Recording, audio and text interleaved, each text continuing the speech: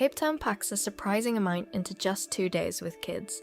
You can get a cable car up a flat-topped mountain, view dolphins and seals from a boat, ride a giant slow-turning Ferris wheel over the harbour, and visit a beach with views most people only see on postcards.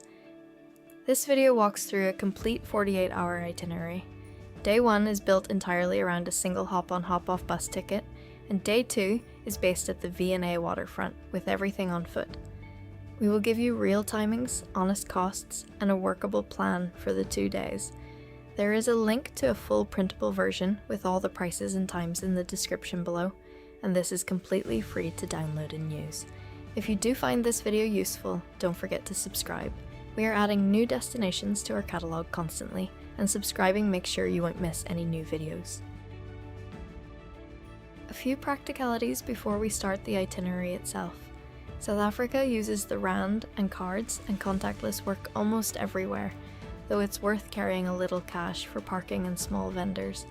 For drinks, snacks, and anything you've forgotten, Pick n Pay and Woolworths are the two big supermarket chains, and both have branches right at the V&A Waterfront, as well as around the City Bowl.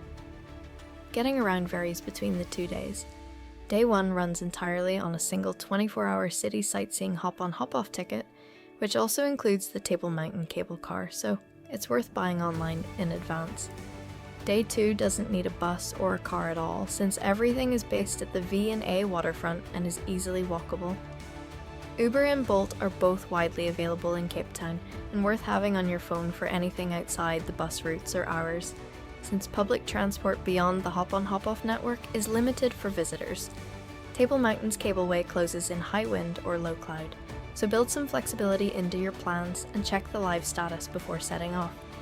Cape Town's weather can shift quickly regardless of season, so pack layers and something waterproof just in case. And take standard city precautions. Keep valuables out of sight in parked cars, avoid unlit areas at night, and use registered transport after dark, as you would in any major city. One more thing worth knowing about is the Cape Town City Pass, which bundles entry to more than 70 attractions, including the Aquarium. It isn't necessary for this itinerary, but if you're planning to add extra stops beyond these 2 days, it can work out as good value. Day 1 starts by using the cable car and hop-on hop-off bus combo ticket, which you can buy online in advance through GetYourGuide. It's a single 24-hour ticket covering the Cableway and hop-on hop-off travel on the red, blue, and purple bus routes for the day. Begin the day by riding the red route bus to the city centre stop. The first stop is Company's Garden, which is a free historic city centre garden with lawns and resident squirrels, and it's worth around 30 to 45 minutes of your time as a gentle start to the day. From there, hop back on the red route bus to the Cableway stop for the Table Mountain Aerial Cableway, which is a rotating cable car up to the summit. The cabin turns a full 360 degrees on the way up, so everyone gets the view without jostling for a window. And once you're at the top, there are a few short marked walking trails across the plateau, if you want to stretch your legs before heading back down. The views are spectacular. It's weather dependent, so check the live status before you go, and allow around 2 hours for the whole experience. Once you get back down to the base, hop back on the red route bus and head to the waterfront for lunch. There is a wide choice of casual and sit-down restaurants around the harbour, including the Victoria Wharf Shopping Centre and the Time Out Market if you want a quicker, more casual stop before getting back on the bus. In the afternoon, take the blue route bus out to Kemps Bay, which is about 30 minutes away. It's a wide, sandy beach backed by the 12 Apostles mountain range with a palm-lined promenade. The Atlantic is cold year-round here, so paddling is more common than swimming. Across the road, the promenade is lined with cafes and bars, so it's an easy place to sit out with a drink and watch the sunset, even if nobody wants to brave the water. Allow an hour and a half to 2 hours. After the beach, take the blue route bus back and head to your accommodation for a rest before dinner. After a bit of time to refresh, Day 1 ends with dinner in the City Bowl or at the waterfront. Both areas have a wide choice of restaurants, and no reservation usually needed outside peak summer. Long Street and Bree Street in the City Bowl are worth a look if you fancy something a bit more local than the waterfront's tourist-focused strip. Day 2 is based entirely at the V&A Waterfront, and everything is within walking distance, so no bus or car is needed. Start with a free morning wander around the harbour and the shops, and stop to watch the resident seals at the seal platform.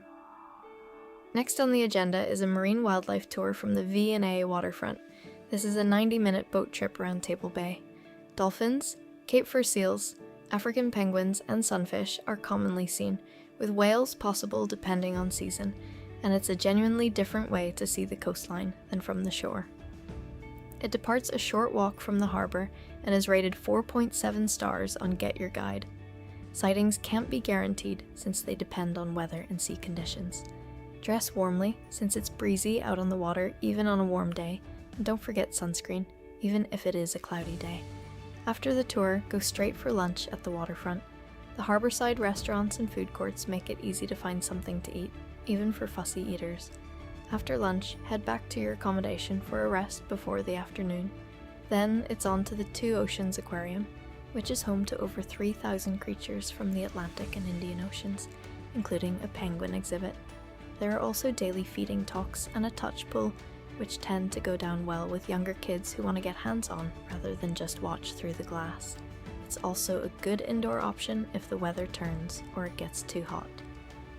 Book tickets direct at aquarium.co.za. Allow an hour and a half to 2 hours. After the aquarium, the day finishes at the Cape Wheel on Breakwater Boulevard, which is a short walk from the main waterfront.